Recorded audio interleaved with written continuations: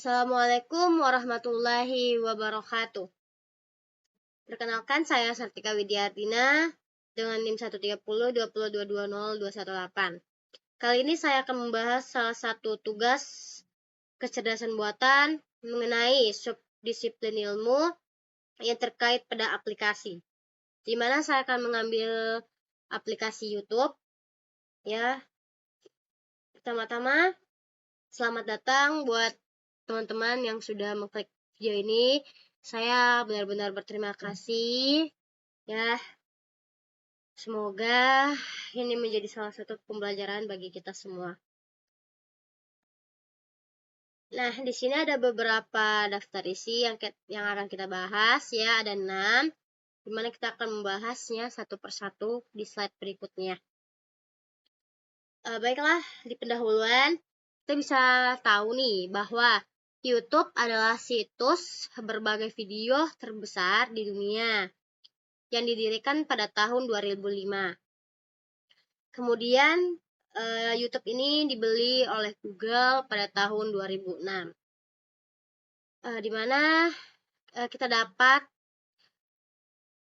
mengunggah, menonton, dan berkomentar pada berbagai video seperti hiburan, musik, tutorial, hingga video secara langsung. Dengan lebih dari 2,5 miliar pengguna, YouTube menjadi tempat bagi siapa saja untuk berbagi dan menemukan berbagai jenis konten. YouTube ini menggunakan teknologi yang pintar yang bisa kita sebut sebagai kecerdasan buatan.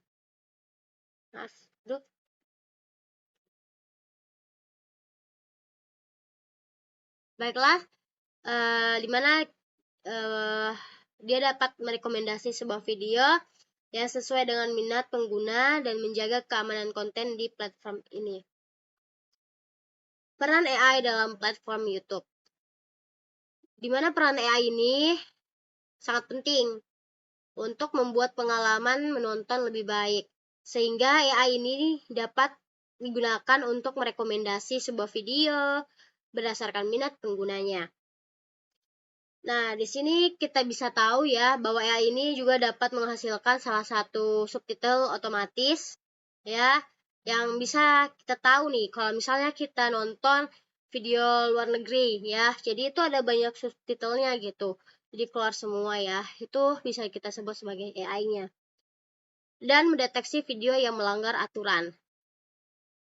Nah, di sini kita dapat tahu ya, melanggar aturan itu kalau misalnya ada konten-konten yang berbau kasar atau semacamnya itu akan terdeteksi oleh AI tersebut.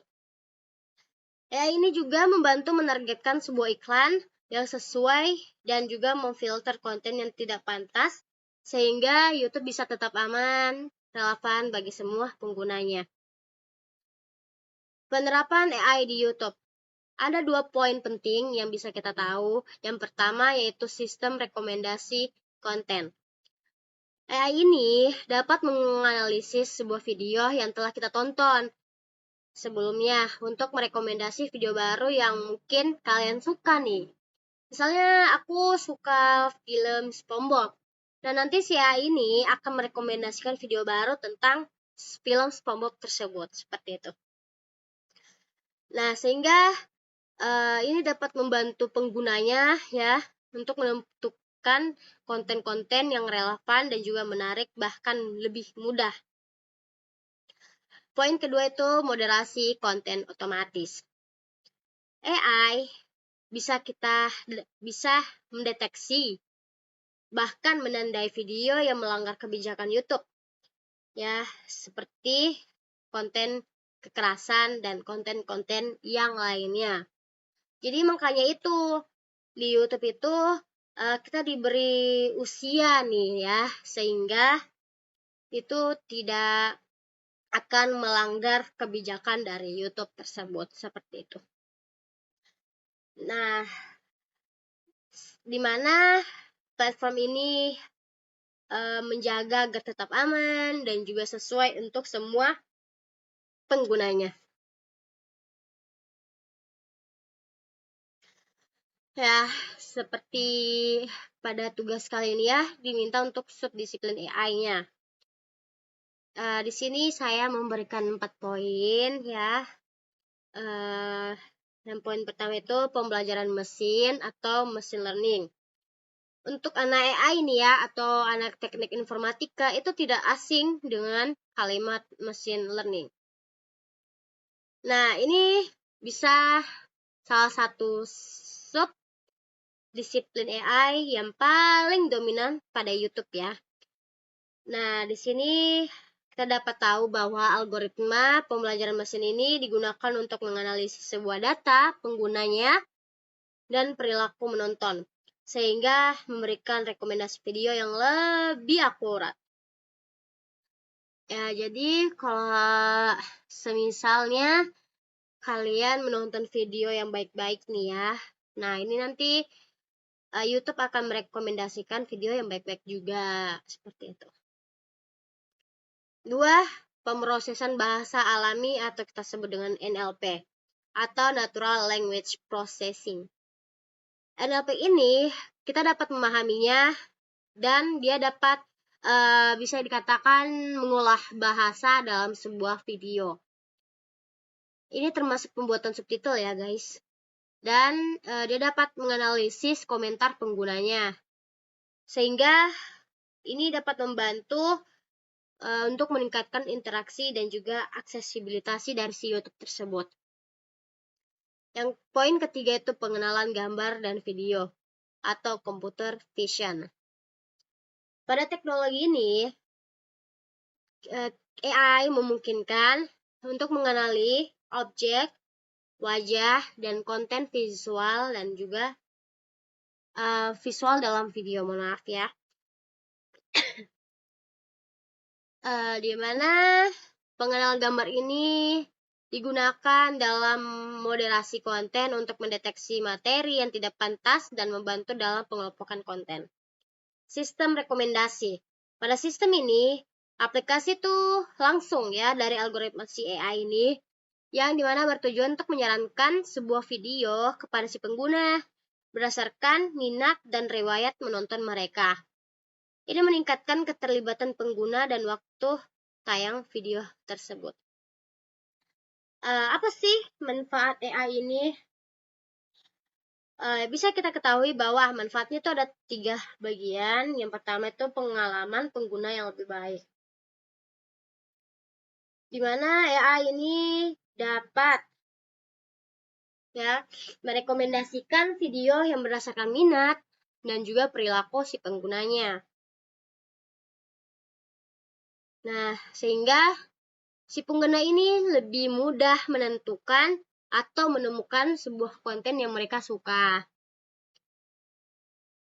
Kedua, poin keamanan dan moderasi konten. Di sini AI dapat mendeteksi salah satu konten yang tidak pantas atau melanggar kebijakan. Jadi, buat teman-teman ya, tolong gunakan YouTube sebagai manfaat baik buat kita semua agar itu tidak akan melanggar kebijakan si YouTube maupun kalian ya. Dengan demikian platform akan tetap aman dan juga nyaman bagi si penggunanya. Ketiga, pengoptimalan iklan, di mana si AI ini akan merekomendasikan ya atau menganalisis ya, lebih tepatnya menganalisis di mana menampilkan iklan ini yang lebih relevan ya, tidak yang aneh-aneh lah ya pokoknya. Sehingga kemungkinan besar pengguna berinteraksi dengan iklan yang menguntungkan bagi pengiklan dan juga YouTube-nya. Lanjut, tantangan dan batasan AI di YouTube. Yang pertama itu akurasi sistem rekomendasi. Terkadang rekomendasi ini tidak selalu memberikan saran yang begitu relevan bagi si minat penggunanya. Sehingga ini dapat membuat pengalaman menonton menjadi kurang memuaskan. Nah, yang kedua itu privasi pengguna. kita dapat mengumpulkan banyak data tentang perilaku si pengguna. Sehingga ini menimbulkan kekhawatiran tentang privasi dan juga keamanan data pribadi si pengguna.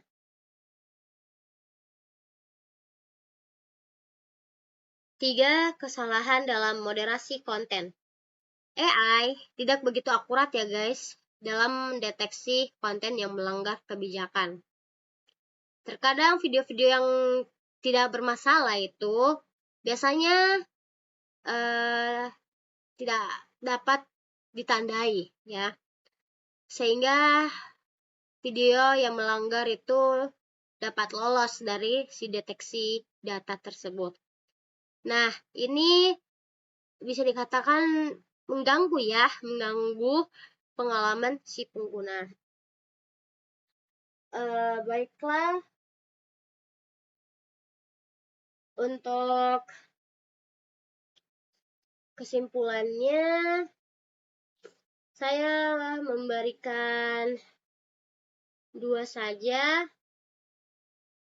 Yang pertama itu peran AI dalam evaluasi YouTube, dan kedua itu masa depan AI.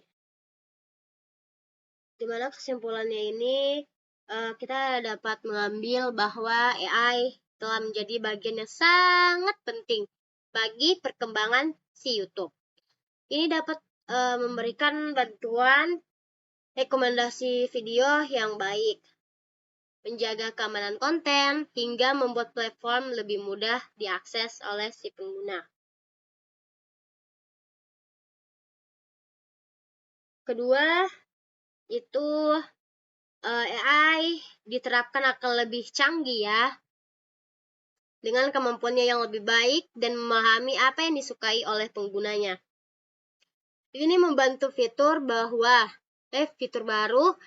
yang meningkatkan pengalaman menonton, menjadikan YouTube semakin menarik dan juga aman. Ya, jadi kalau poin besarnya itu kita bisa mengatakan bahwa semisalnya kalian ini buka YouTube. Terus di kolom pencarian itu misalnya kalian ingin mencari SpongeBob. Nah, itu akan diberikan pilihan guys. Misalnya ada SpongeBob episode gini lah akan keluar ini, atau enggak ada SpongeBob yang pergi mencari Gary atau semacamnya. Nah, itu di pencarian tersebut itu kan itu yang disebut dengan AI, seperti itu. Sudah habis. Baiklah, itu saja dari saya. Semoga apa yang saya bawakan ini dapat bermanfaat bagi kita semua. Saya Sartika Widyardina, mohon pamit undur diri. Assalamualaikum warahmatullahi wabarakatuh.